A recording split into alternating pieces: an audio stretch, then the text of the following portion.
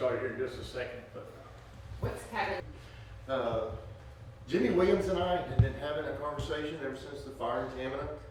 We've been wanting to have an outreach to where we could come up with a game plan and try to prevent some of the tragedies that have happened. And so that's why we've invited y'all here today to kind of come in and let y'all know what we've got planned. And I'll turn it over to Jimmy. thank you, Chief. I think it's important first to note that you know, this fire is a tragedy. It's affected an entire community. It's affected a fire department. We have people that responded to the fire. They were deeply affected. We have family members in the fire service that worked for us in the fire service that were members, extended members of the Johnson family. So again, there's a lot of heartache, a lot of tragedy in the community, and we wanted to come up with some ways to no one can totally prevent it, but we want to do our best to prevent this from happening again in Montgomery County. Just a little quick background. Every year in the United States of America, over 3,000 deaths and 15,000 injuries, with the vast majority occurring in home fires. In those home fires, what we find, a common theme, is the lack of working smoke detectors. And I would say our experience has been almost without fail over the past several years. Anytime we had a fire fatality, there were either no smoke detectors, or in many cases, those smoke detectors were present, but the batteries were dead. And hence, that's kind of the reason for this effort today. What we're going to be doing, and we've already received some support, we're going to be asking the community for more, is we're going to reach out to the Tamina community. And at a future date, we'll be announcing that day. We're going to start out preferably on the weekend, where we're going to go out to the Tamina Community Center. We're going to meet the community. Our firefighters are going to be there. We're first going to celebrate the lives of the Johnson family and grieve for the children. And we want to remember those children. And that's the reason behind this effort. And then we're going to go door to door throughout the Tamina community. We've received donations already from corporate sponsors of approximately 750 smoke detectors, all of which are equipped with 10-year long life batteries. The lithium batteries do not have to be changed each year. So our goal is to put a lithium battery, long life battery smoke detector in every bedroom and every hallway in the Tamina community, and give those folks the level of protection that they need for the next decade. And again, we're going to be going door to door. But we're going to make this more than just a one-time effort. We're going to, first on that first day, we're going to make them available to other residents in the area. Just because you don't live in Tamina doesn't mean that a fire couldn't happen to you as well. So if anyone needs a smoke detector, we're going to have them available. We're going to have them available for pickup. We'll get your information. We'll either send someone back to your home to install those smoke detectors that day, or we'll contact your home fire station and we'll make sure that they follow up and that those smoke detectors are installed properly.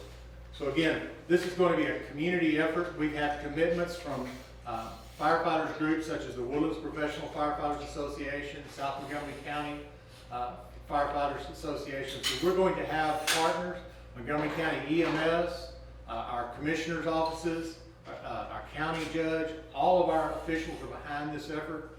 And our goal is going to be go out, and as you can see, we have quite a few of the smoke detectors here today already. And we want to thank the Kidder Corporation and the First Alert folks for donating those. And we're going to be asking, members of the community have asked, how can we help prevent this from happening again? We're going to set up a permanent donation fund where groups and individual members of the community can donate funds to buy smoke detectors for people that can't otherwise afford them. A lot of talk is about the cost of smoke detectors. And you can buy some for as little as $5 or $10. The ones that we look at are a little bit more money with the longer life detectors, but the value is in the fact that the batteries don't die for a long time. In most cases, we see nowadays, since the 1980s, we began a push as a fire service to have smoke detectors in all homes in America. 90% of homes today are equipped with at least one smoke detector, but in 3 out of 10 of those homes, the smoke detectors don't work because of missing or dead batteries. Hence the reason we're not going to be giving out 1-year batteries or conventional alkaline batteries. We're going to concentrate this effort, as we've been doing for the past several years. We've been going, whenever someone asks for Detector, we've given them one with a long life battery. Again, having a working smoke detector in your home increases your chances of surviving a home fire by 50% immediately. And that's from national statistics. And I want to reiterate, 3,000 deaths a year across the United States, 15,000 injuries. And without a doubt, everybody can probably tell us what's the most common groups that are affected. The number one at risk groups for fire deaths are small children and the elderly. And when we look at our statistics locally bear that out as well. So children under the age of 4 and senior citizens are most at risk. So we want to concentrate on that, and we want to keep moving forward with this effort. Not only this as a one-time effort, we're going to affect the Tamina community, but we want to encourage the members of Montgomery County and our community associations support this effort going forward so that we can do this throughout Montgomery County. With that said, Chief Hoster and I will be here. We'll be ready to take any questions that you may have. Jimmy, placement on fire smoke detectors. A lot of people, they have them kitchens, they got them ceilings, they got them walls. Great question, great question. Most smoke detectors are designed to detect smoke or products of combustion, in some cases fast flaming fires, and it's not a good idea to place them in the kitchen, because if you're like me, we've all done it before, we all tend to burn something at one time or another, and our smoke detector goes off. What's the first thing we do when that smoke detector goes off? We disable it, we take the battery out of it. So, where are we most likely to be trapped, and when are we most likely to be trapped by a home fire? In the middle of the night when we're asleep. So very first thing you want to do is make sure that every bedroom in your home has a working smoke detector. The second most important place is the hallways of the home. Every hallway that connects 1 or 2 bedrooms or more should have a working smoke detector, because that protects your egress route out of the home. So it's very important to have them in those locations. We don't recommend having them near kitchens simply for that reason. We do have quite a few kitchen fires, but in most cases, those are not fatal fires. They cause injuries, but people will notice those fires quickly. Again, your best chance of getting trapped is in your bedroom at night. What about actually placement of them? Part of the ceiling wall? The manufacturers have recommendations on each smoke detector box, and each box will have a set of instructions. Generally, it's on the highest part of the ceiling if possible. If not possible, you can do it along a wall no closer than 4 inches generally, and no further than 12 inches from the ceiling. But again, refer back to the box. Another important thing that we talk about a lot here in Montgomery County is rental property. We have quite a few rental homes, mobile homes, apartment complexes throughout Montgomery County, and it's important to know that there's some requirements under state law. Landlords are required to provide working smoke detectors in those same exact areas. Every bedroom, every hallway that connects the bedroom. So if you're a tenant and you don't have smoke detectors, your first step should be to notify your landlord in writing that you need to have the required smoke detectors under the Texas Property Code. And then your smoke detectors will be installed by your landlord. After that, it's your responsibility to maintain the batteries. But the landlord is required to provide working smoke detectors at the time that you move in those same locations. What about the difference between smoke detectors? You've got smoke detectors, you've got carbon monoxide. I mean, a lot of times these heaters in the wintertime go bad. Well, and Chief might be able to answer that. As a common question is carbon monoxide. How many carbon monoxide calls do you receive each year? A lot. Yeah, and We get a lot of it. And there are differences. Microphone. There are differences.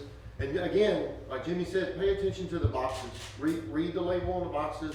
Know the device that you're purchasing and know what its capabilities are. There are combination ones that we're finding that have the smoke and the carbon monoxide in them. So just know what they are and know what the manufacturer recommendations on them are when you install them, or if you move in, when you notice them. Most of them you can look up online. okay. And again, with the carbon monoxide detectors, the reason you have that is for if you have gas appliances in your home. If your home is all electric, then you don't require a carbon monoxide detector. If you have gas appliances, you should have one on each level of your home. And what we're seeing is technology continues to improve. The smoke detectors continue to improve. 20 years ago, when we first started the Montgomery County Fire Marshal's Office installing smoke detectors in homes, all we had available was conventional alkaline batteries. Within a year of installing those smoke detectors, those batteries were dead again. We now have the technology, we have the lithium batteries, we can have a detector that literally, our goal, again, is to make the Tamina community safer for the next decade by installing these long life detectors in every bedroom and every hallway. Ted, you had a question? I do have two quick ones. First off, the family that was obviously sort of tragically affected by the fire Yes. did not have these in their home, I think you guys have said.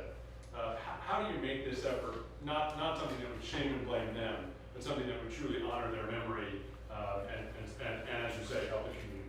That's a great point, and we want to make sure that everyone understands that this in no way is as an effort to place blame. This was a terrible tragedy, and it's a parent's worst nightmare.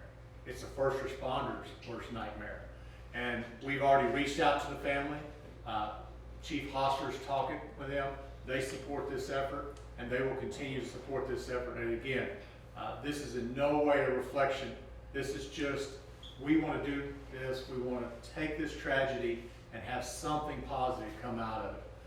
We just can't stand by and allow this to go forward and not do something.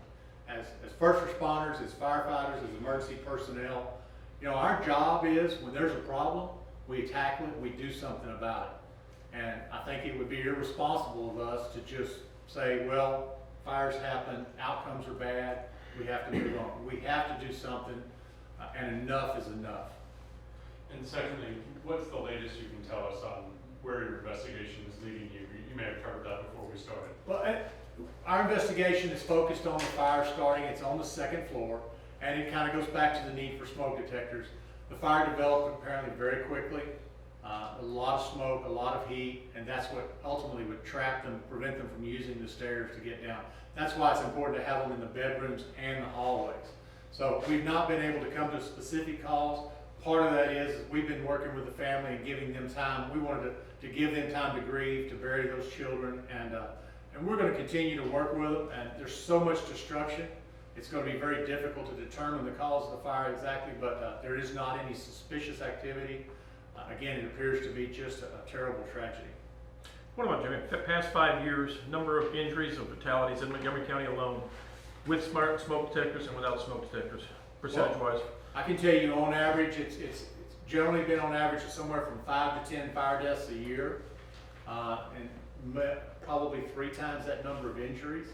And almost without a doubt, I can go back over just in thinking back over the past 3 or 4 years, in every case we had a fatal fire, there was either one or two things were present.